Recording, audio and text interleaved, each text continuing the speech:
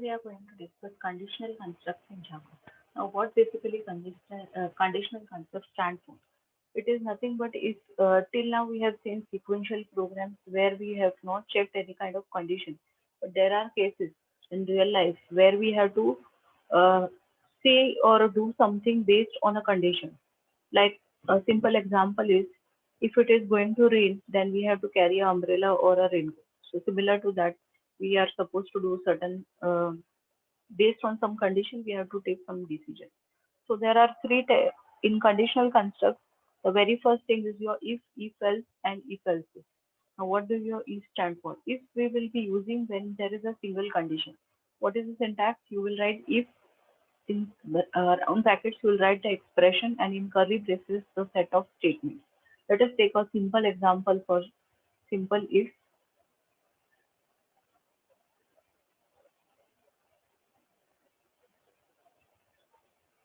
Okay, now this is a program to display the result pass or fail.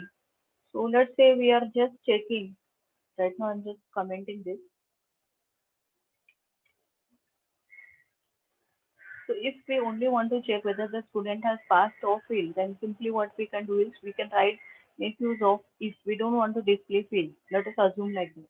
So in that case, it is a case of a single condition. So here what we are doing, we have taken a variable integer comp is equal to comp is a variable where we are going to store the marks of a computer subject or any subject, particular subject. Let's initialize some value. Okay, I have given the value here 30. Then how do I write the program? So simply I have to write if in round brackets, I'll put the condition over here. So right now, what is the condition? According to the program, if the student has got more than 50 or equal to 50 marks, then he is declared as pass. So this is how we'll write the program. So we will write if computer is greater than equal to 50, then the result is pass. This is the example of single condition. Okay. So right now we will not get any result because we have not written anything for fail. Okay. So if we'll put here as 80, so in that case we'll get the answer pass because 80 is greater than. This is a case of, in some cases, we have to go for a single condition. Now, let us assume that we want to also display the result fail. So in that case, we have to give two conditions. How we can do that? We can make use of else, and the second condition is this. That is, if the marks are not greater than equal to 50, then definitely it is less. So in that case, we want the answer to be fail.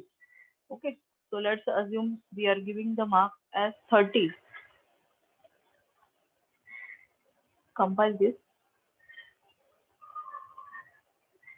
So you'll find the answer will come as field. So these are the two example programs. One for single if and second was for two conditions. Okay. So two conditions you will write if, then whatever is the expression, the statement, else, the second condition, whatever is the result. And the third type is if else if.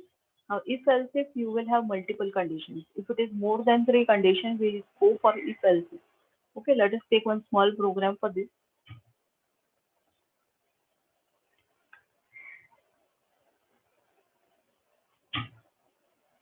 Now this is a program, write a program to compare two given numbers and display which of them is greater or whether they are equal. Now here there are three conditions. Either first number is greater than second or second number is greater than first or both are equal. So what we have done, here we have taken two numbers. Okay, we have declaration of variable, we have taken two numbers n1 and n2. Then as usual we have taken the scanner class because we are going to access the input from the user. We have accepted the first number, we have taken the data type as double because a user can enter a decimal value.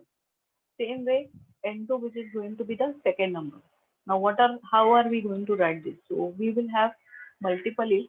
So here the first condition is if n1 is greater than n2, then we will display n1 is greater. Else if n2 is greater than n1, then we'll say n2 is greater.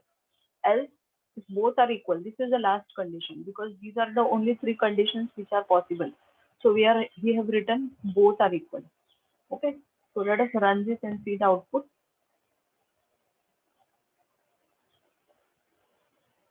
Let's take n1 greater. So we will take the value as 22 over here. Okay, and we will take a smaller value. So we can see here n1 is greater. Now we'll take the reverse.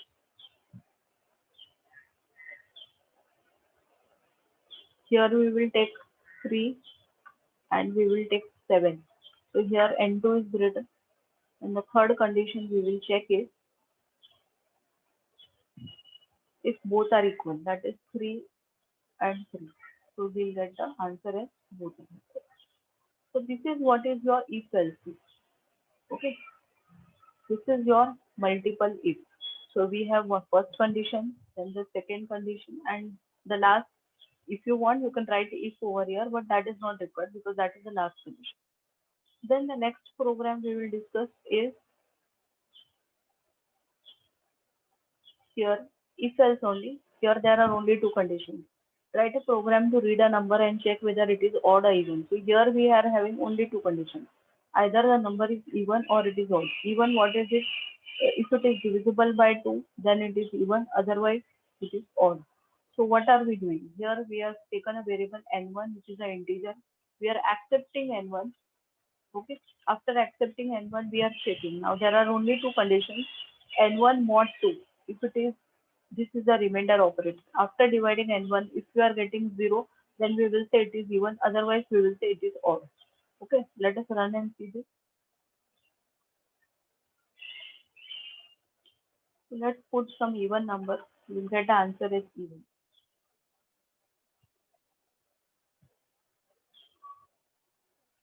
Let's put some odd number.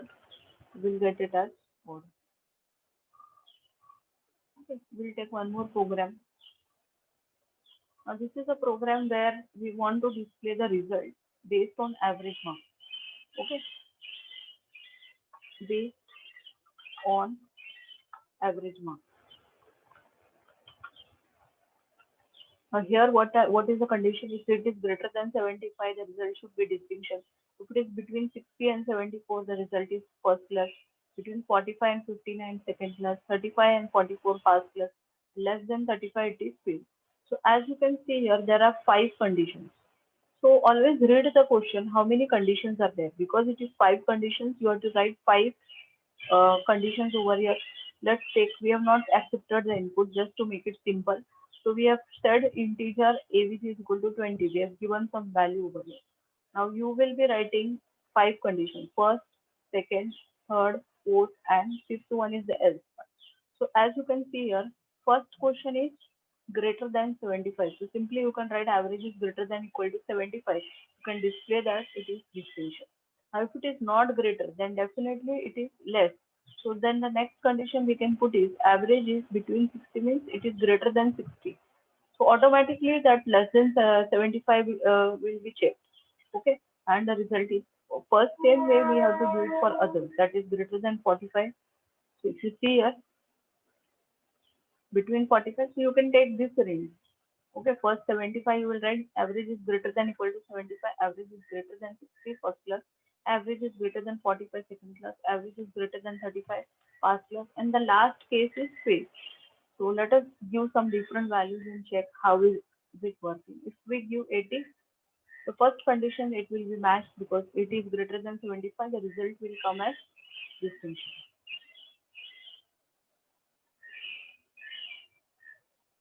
Okay, next one. Let's put the next value. If the value is 65, so definitely 65 is not greater than 75. It will come to the next if. So it is greater than 65 is greater than 60. So we'll get first class over here. We should get first class. Okay. Next is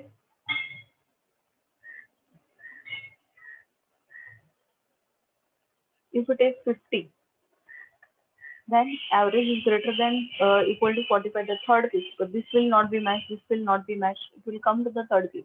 Answer will be second.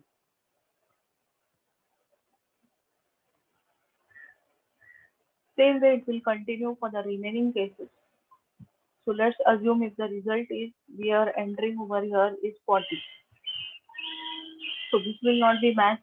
This will not be matched. This will be not matched. Here it will come to the fourth condition. 40 is greater than 35. Yes. So the result will be passed.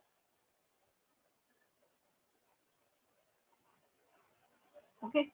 And last is your fails condition. So let's put 20 over here. So once we put 20, 20 is not greater. This is also not true. This is not true.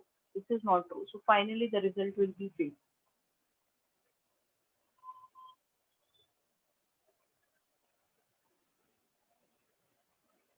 Okay. So this is one example of multiple ifs. So you can simply form this kind of program. Okay. I hope you all have understood this.